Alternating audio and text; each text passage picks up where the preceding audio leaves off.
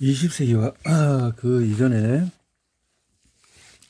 20세기 후반 대부분 동안의 기술 변화로 혜택을 가장 많이 본 노동자는 정식 교육을 더 많이 받은 사람들이었다.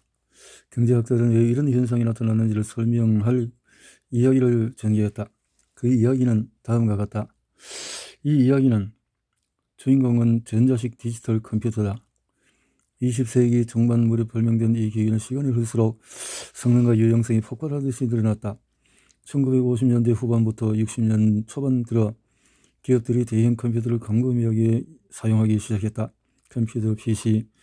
1980년대 PC 보유로는 100명당 1명이 제한되었지만 2000년대는 60명 이상으로 치솟았다.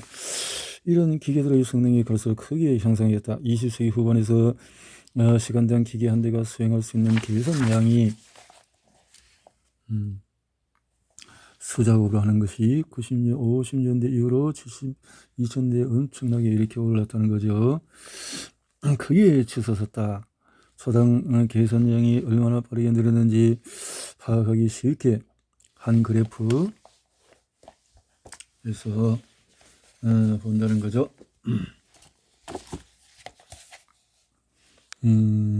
수치로 이런 컴퓨터를 다루고 생산적으로 이용할 줄 아는 전문 인력의 수요를 훨씬 크게 늘렸다. 이렇게 20세기 후반에 일어난 기술 진보가 숙련에 편향했다는 이야기를 탄탄히 뒷받침하는 증거가 있다. 그리고 이 증거는 그 시기가 경험한 수수께끼를 깔끔하게 설명했다. 경제학의 기본 원리 중에서 하나는 어떤 상품이나 서비스의 공급이 늘면 가격이 내려간다는 것이다.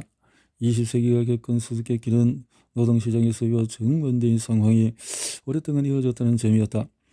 어떤 나라에서는 대학교가 쏟아내는 고학년 인력의 수가 엄청나게 늘었는데도 이들의 임금이 이런 교육을 받지 못하는 사람들의 견제에서 떨어지기는커녕 오히려 올랐다. 도대체 어떻게 이런 일이 벌어졌을까? 숙련. 답을 제시했다. 고숙련 노동자의 공급이 늘자 임금이 떨어졌지만 신기술이 숙련 편향이었으므로 고숙련 노동자를 찾는 수요가 치솟았다. 숙련 편향 효과가 워낙 컸으므로 임금 하락 효과를 압도했고 일거리를 찾는 고용 인력이 더 늘어났는데도 이들을 찾는 수요가 워낙 커서 임금이 계속 올랐다. 경제학자들이 숙련 프리미엄이라 부르는 이 현상을 측정하는 흔한 방법은 대졸자 임금과 고졸자 임금을 비교하는 것이다. 그림에서 보듯이 2008년에 미국의 고졸자 평균 임금 대비 대졸자 평균 임금의 비율은 지난 몇십 년 통틀어 가장 크게 벌어졌다. 노동행위에서 숙련 편향 이야기를 살펴보는 또 다른 방법은 시간이 흐를수록 교육 수준에 따라서 임금이 어떻게 바뀌었는지를 알아보는 것이다. 숙련 프리미엄 석사 이상이 이거 학사 2년제 대학교 고교정태 이렇게 차이가 난다는 거죠. 가면 갈수록 초창기는 비슷하지만은 이렇게 차이가 나서 올라갔다는 거죠. 실제적으로. 그런데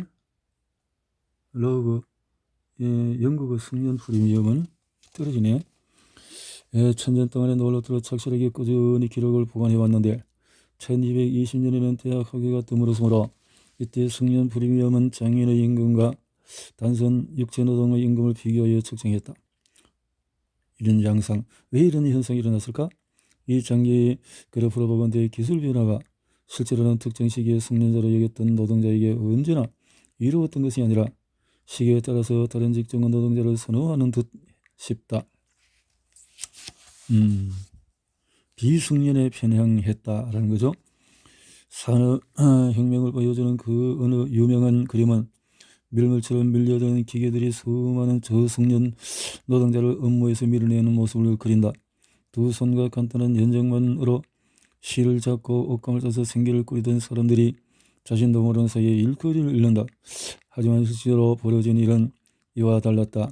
기계의 일자리를 위해 받는 대상 그때 숙련 노동자로 간주되던 사람들이었다. 자동화에 맞서서 일어난 러다이어트 운동을 이끌었다는 네드러드도 당시 미숙련공이 아닌 숙련 노동자였다. 만약에 실전 인물이라면 내들은 전문가였을 것이다. 어쩌면 직물업계 종사자들의 유명한 사교 클럽이던 직물직공 명예회의 정식 회원이었을지도 모른다.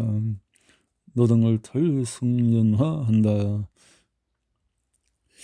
이렇게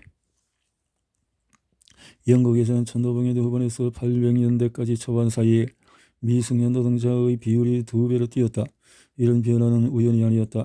일찌감치 제조업자들에게 경영 자문을 했던 영향력 있던 인물 앤드류 휴어는 야가 빠진 노동자에게 업무를 배워서 아이도 관리할 만큼 사용이 간단한 기기로 대체하라고 부르짖었다. 이런 흐름을 면화와 직물업계만 한정되지 않았다. 처음에는 소화기, 다음에는 시계, 펌프, 자물쇠, 소화학기, 타자기, 재봉틀, 그리고 마침내는 엔진과 자전거 부품 보호한 기술이 끌과 줄을 들고 일하던 승련공들보다도 뛰어난 것으로 드러났고 마침내 이들을 대체했다. 21세기 들어설 무렵에 경제학들의 통념은 때로 승련에 편향하기도 하고 비승련에 편향하기도 했다 하지만 어느 쪽에서든 경제학들은 진보가 언제나 노동자에게 대체로 이롭다고 생각하고는 했다. 21세기가 쓰는 새로운 이야기. 소전 모델은 수십 년 동안의 경제학자들의 논의에 강력한 영향을 미쳤다. 하지만 최근에 아주 특이한 현상이 나타났다. 1980년부터의 신기술이 저승련 노동자와 고승련 노동자에게 모두 도움이 되었지만 중간승련 노동자에게는 전혀 도움이 되지 않은 현상이다. 1995년 노동 승련별 고용률 변화를 보면은 이 현상을 양극화 또는 공동화라고 부른다.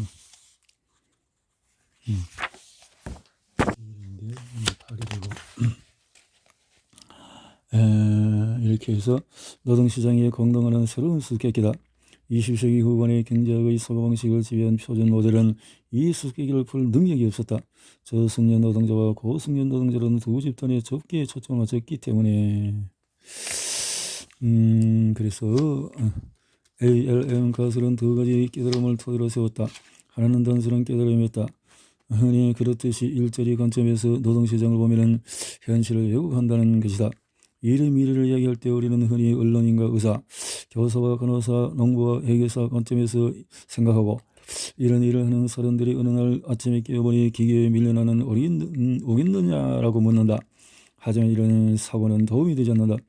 어떤 일자리의 업무들이 하나부터 10까지 모두 같은 특성을 보인다고 이를테면 변호사는 변호사의 업무만을, 의사는 의료 업무만을 맡는다고 생각하도록 조장하기 때문이다. 하지만 어떤 일자리를 자세히 들여다보면 종사자들이 그 일하는 동안에 갖가지 다양한 업무를 수행함을 분명히 알 수가 있다.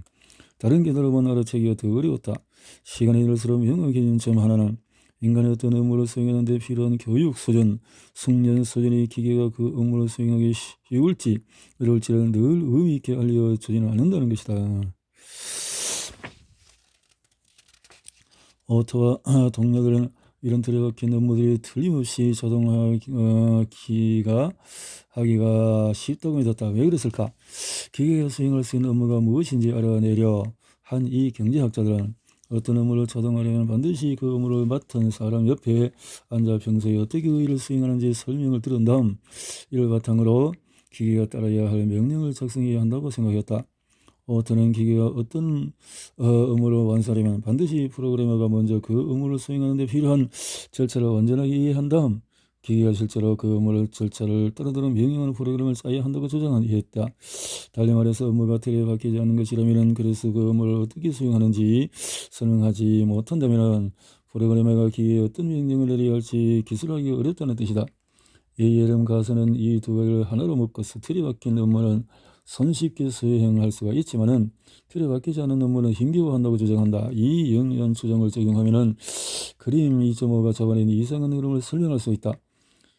경제학자가 갖가지 일자리를 업무 단위로 쪼개었더니 중간임금 노동자가 수행한 일은 틀에 박힌 업무가 많았지만은 저임금 노동자와 고임금 노동자는 그렇지 않았기 때문이다. 세계 곳곳에서 노동시장의 공동화가 일어나 모래시계 모양이 되는 까닭이 바로 이 일 때문이다. 기술 변화가 중간 부분에 몰려있는 틀에 박힌 업무는 먹어치웠지만은 해안 끝에 있는 틀에 박히지 않은 업무는 소화하지 못했으므로 인간이 맡을 영역으로 남았다.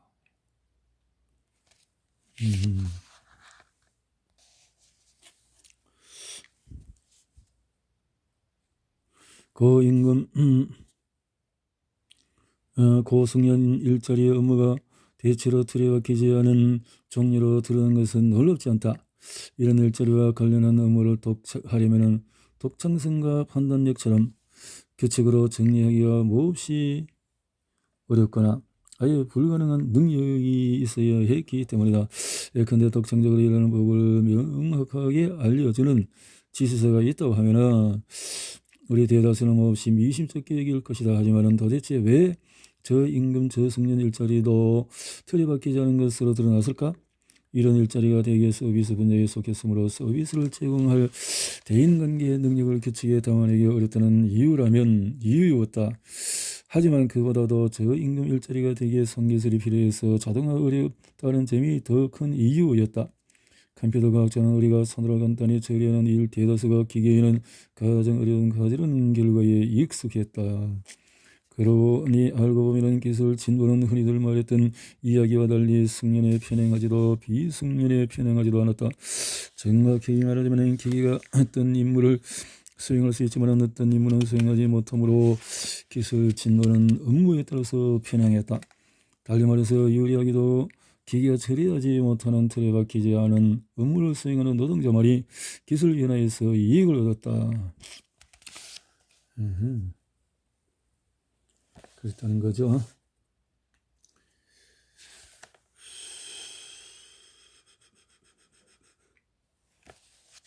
경제학자들이 기술이 언제나 노동자에게 이롭다는 견해를 휘틀어 기술이 업무에 편향한다는 견해로 기꺼이 바꾸려 했더니 놀랍게 들릴지도 모르겠다.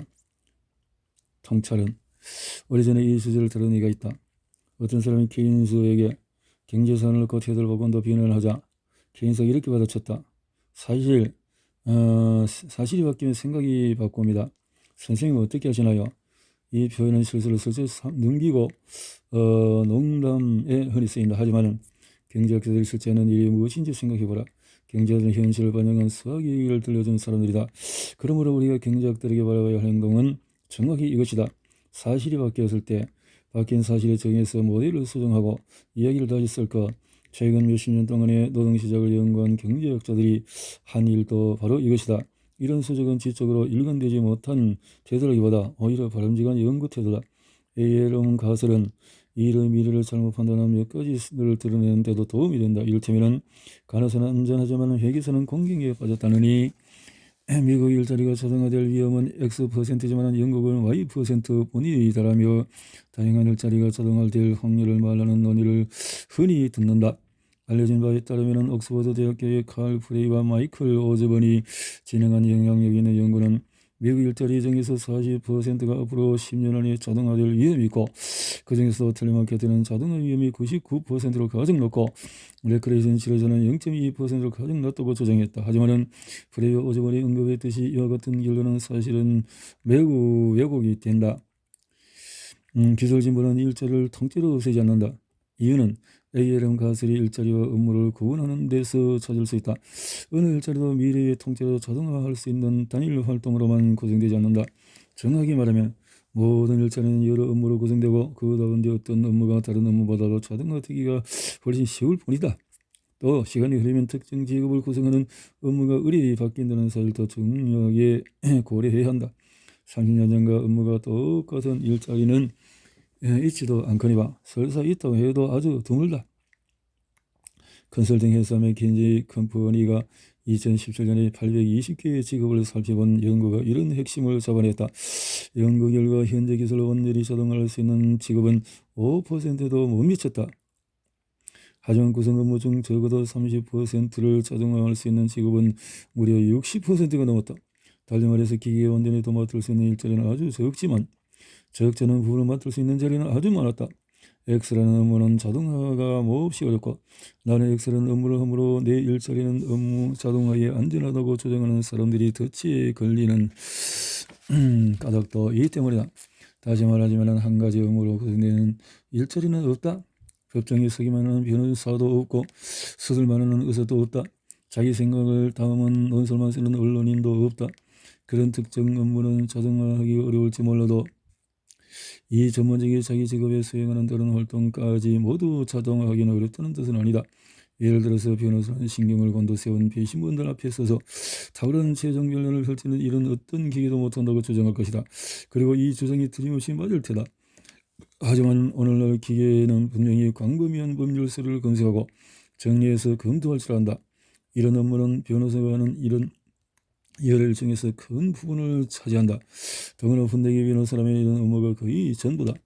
기술을 낚아내는 사람들도 비슷한 실수를 저지른다. 이들은 1950년 미국 인구 조사국에서 파악한 직업 271개 가운데 대형 자동화로 사라진 직업은 딱 하나, 승강기 운전원뿐이라고 지적했다. 하지만 이들의 생각과 달리 이 사실은 기술의 무능력을 나타내는 신호가 아니다. 오히려 중요한 변화는 직업 단계가 아니라 그 아래 깔린 업무 단계에서 더 깊이 일어난다는 또 다른 증거다. 오타와 동료들의 연구를 저발한 두 번째 중요한 깨달음, 즉 어떤 업무를 수행하는 사람이 숙련 노동자이거나 아니냐가 아니라 업무의 성격 자체가 중요하다는 깨달음도 매우 중요한 통찰이다. 전문직으로 손꼽히는 직업을 구성 업무에 따라서 나눠보면 업무 대소서가 틀에 박힌, 그래서 벌써 자동화 될 수 있는 업무다. 많은 교육을 받은 전문직들이 손보다도 머리를 써서 업무를 수행한다는 사실은 중요하지 않다. 훨씬 중요한 사실은 그 업무가 얼마나 틀에 박혔느냐 여보다. 틀에 박히면은